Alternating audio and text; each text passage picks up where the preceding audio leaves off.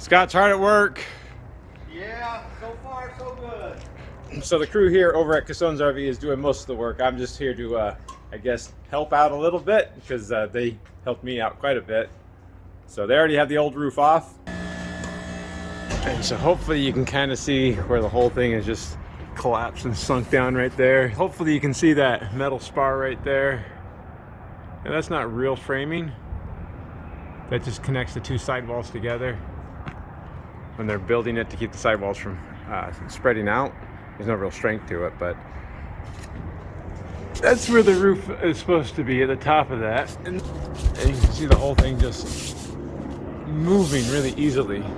Now, I do feel like we've done an exceptional amount of Winnebago roof replacements, so I probably won't take you through the entire process, just the highlights of this one. It's going to be very, very similar, but it's going to be the repairs that I think are important.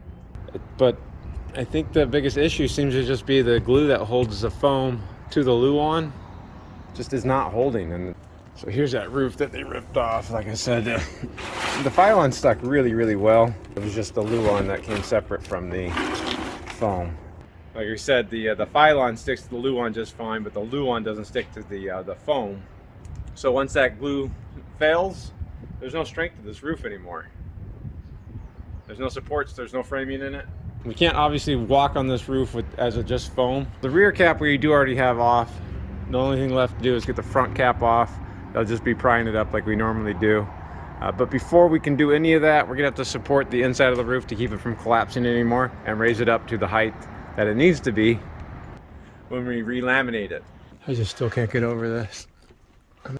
So 12 foot from here to the wall and then 8 foot from there back. It's actually 7 feet in the bedroom. Oh, jeez. But I have an 8 foot already pre-made. Okay. All right, so almost ready to do this. We got to brace it on the inside because we'll collapse the whole roof down without it. Winnebago, right? Best of the best. Best of the best. Synonymous with quality. Oh, yeah. Oh, look at that. Screws. Screws. Ooh, big load. Does that look like a outdoor project or a supporting the roof on an RV temporarily? This is definitely RV project. Yeah. So it's a difference of 3 weeks, huh? 3 weeks. Oh, I think we're gonna need some of this stuff too. Ooh, big pink. You want 2 of them? Or 1? Probably 1. Is that 1 incher? Yeah. It's the one size. Fits all? One size fits all. You know, that last sheet lasted like 2 years, didn't it? Yeah. 2 weeks, doubles your price. Yeah, used to be 11. I mean, I guess it's Luan season. It's November. It's the holiday season. Everyone needs Luan in November. Wow. Okay. That's not right. I really think we still should have the pool stalls, though. I'm trying to figure out where they're at, James. They're at the pruning, the outdoor tools.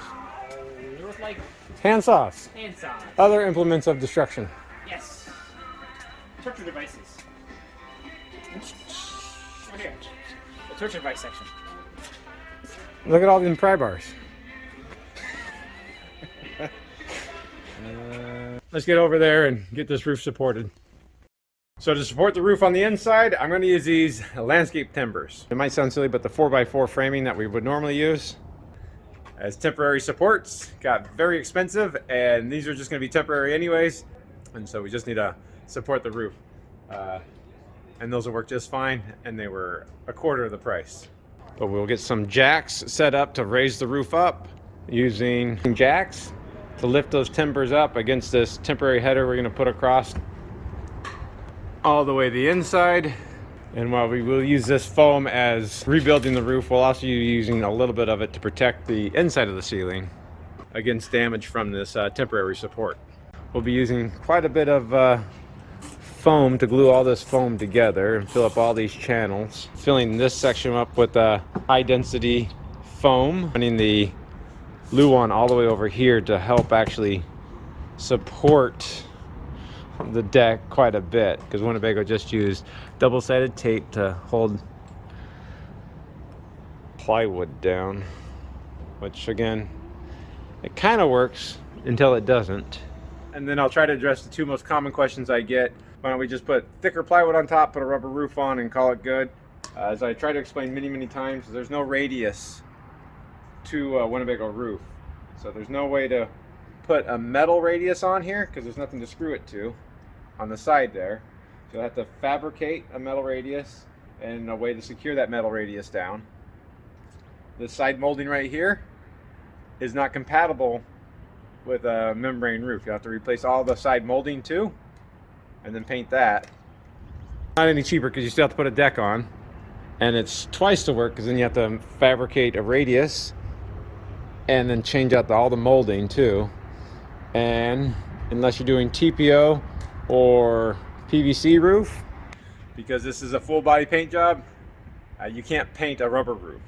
So you're down, now you can only do a TPO roof or a PVC roof. So it's not a very viable solution. It doesn't save any time or money. It just actually costs more money and more labor.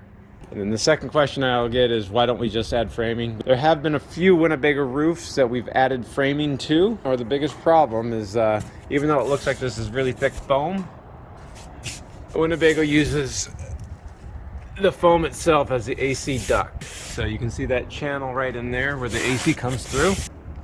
But if we look back over here, there's a big crack in the foam.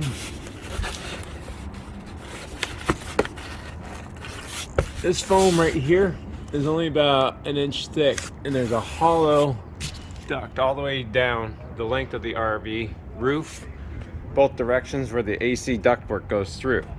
So it's very difficult to add any useful framing to the roof that doesn't block that AC ducting, but also this has a crown. It's difficult for us to mimic that crown in framing the length of the RV, so that when we laminate it, the material isn't wavy and it becomes very problematic to the lamination process. Now it still might be that we end up putting framing in, I don't know yet, but the first step, like I said from the beginning, is we're gonna have to support the inside and at least raise the roof back up. So let's get the slide out room out of the way. Man, look at that.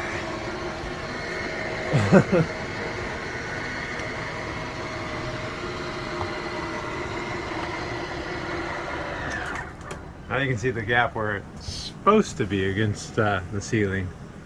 And hopefully you can see the light coming through the foam. That's how thin the styrofoam is right there. For that AC ductwork going all the way down on this side and on that side. So that's why it's hard to put framing in here. And you can see where the slide out room's been supporting the ceiling. Wow. And luckily this is a shorter coach, so this is the only unsupported area really in the RV. I don't know if you can kind of see how low it is here, but once you get back to this point here, you can see that crown that's supposed to be in the roof, supported by the interior wall here. And of course you have a hallway supporting the middle of the roof back here too. Even back here, this cabinetry for the closet supports it. The only other open spot's going to be on this full wall slide out all the way to the side, but because the spine of the crown is supported, this side doesn't really need support. Man, I don't know if you guys can see that.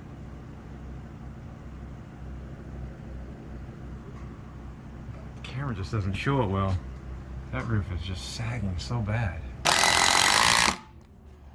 So just making this temporary header out of 2x6s for the front, and then we already have a temporary one built for the back area. You ever heard myself before, James? Oh, well, if you're an RV technician, you definitely have. I haven't blown myself up or anything before, but I've done that.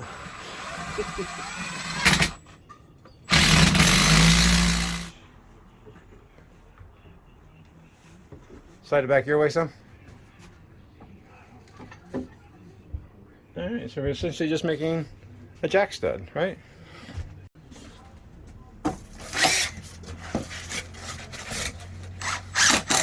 Alright, so we'll just start cranking it up, closing the gap. And now we have mind the gap. We're not in England.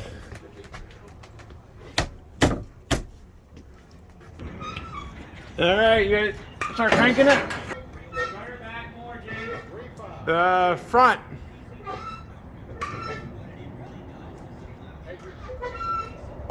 It's definitely looking a lot better. All right, I do think that looks a lot better, Chad. It's not collapsed down anymore.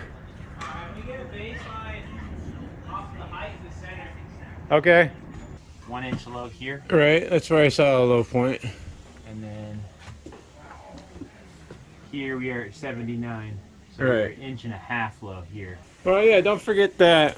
Like I said, the front of the it does go up. The crown Yeah. does gradually go away to meet the front cap. Right. But yeah, that'll work. Even if we overextend a little bit, so if it does relax, I think that's what we want to do. But I mean, at the same time, we're lifting off these. we're lifting off of the cabinet, so I don't think we've gained anything by lifting it off there. Well, that's memory. That's memory? It will be.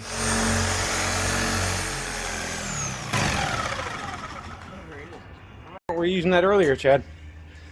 Just got it? Huh? That's a good investment. What is that, another screw? The side bracket, like always. They should put more sealant on the corner right there. Here too. Yeah. What is that, like 3 tubes of sealant in the corner radius? That goes nowhere? I don't know. That crown looks a lot better now, Chad. Except for you blew out the styrofoam over there. What are you talking about? But I think we can fix that later. Pretty cool. Got a cap on the ground. Well, it's actually on my foot. Can we get this off my foot? Yeah. Hey, look, that's what the gap is supposed to be like between the roof. Right. Okay, now we got the slide out rooms going back in so we can work on the outside again. So I think you can disregard what I said before. We are going to try something different and add some framing to this thing. So let me try to figure this out with Chad. This is always an ongoing. Each job is different and you learn different things, and that was a really bad sag. This is what it needs to look like when we're done. All right, so we're brainstorming here. There's that spar that is not truss support, but I think it has a profile that will help us out a lot. We're not convinced that we can get away with not putting framing in on this. So we're gonna try to build some framing. And we're gonna use that spar right there to make a profile for our new framing. Didn't do it. So what do you think this is? Inch by inch and a half, right? 1 inch by inch and a half. Right, and it's about 1/8 inch thick, right? 1/8 inch wall, yeah. Right. So our proof of concept, I think, is working out. Let's see if we can't put a nice radius bow on these. Right, Chad? Yep. It's got to work. Either it works or it doesn't.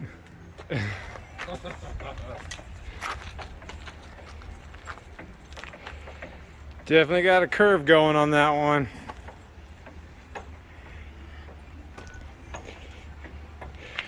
But that's really thick aluminum. I say we try it at this point, right? Maybe. I don't think the roof has much more of a I think that's about crown than it had One more. than that. Do you remember how many times we did it? 1, 2, No, we 3. need. Okay, so this is the straight edge. Okay, so this is about halfway. So we're at 4 7/8. It's about a 3-inch crown. Yeah. All right, let's do a test fit. It's way too long. This was just proof of concept originally. That's why I like the roller, because it doesn't pinch, it doesn't crimp, and it does a nice smooth bend. Yeah, it's not twisted or rolled. Right, and because of the way those dies are, it keeps it centered. Maybe it should have been steel, but aluminum is better. All right, remember it's way too long, okay? So this is just a guideline currently. Need to go, I would say a little bit more, huh? Yeah. Yep. Maybe a little bit.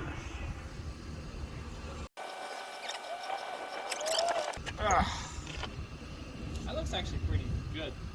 All right, I think we got our test fit where we want it to be, and we know what we're doing. We got a plan. We're going to embed some framing in this front area so it doesn't collapse again, hopefully. I don't think they have them. Oh, it's right there. You want another one? Is it that big? Yeah. If you want the offset one. With a flush cut one? I guess that's what the kids call it. Flush cut? It's not very flexible though, so it won't conform to the foam crown. It'll do a nice straight cut. You know, you shouldn't let mechanics go through tool departments. No. What is this? It's like a diving knife. Dude, What the heck? the contractor's using that. Like, if someone pulls that out on the job site, probably they're asking for my lunch money. It's a duck knife. What? What? Alright, I think we got enough for today. This big box store is not a sponsor. We can't be trusted though. Oh, you can see how they see it right there. Is that the same? No. No, that's No. router marks. No. That's the lasers. Lasers. Alright, so this is straight, right? Correct. So this is that part is not remotely true. It's close. We just have to get close. It's close.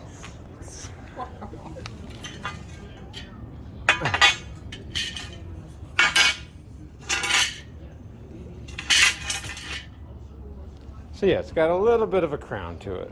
So it's good because we don't. It did at one time though. Look, hey. Yeah, it relaxed a little bit, but we just have to be close, right? And we can't put too much of a bend on it anyways. We aren't tooled up for CNC tube bending.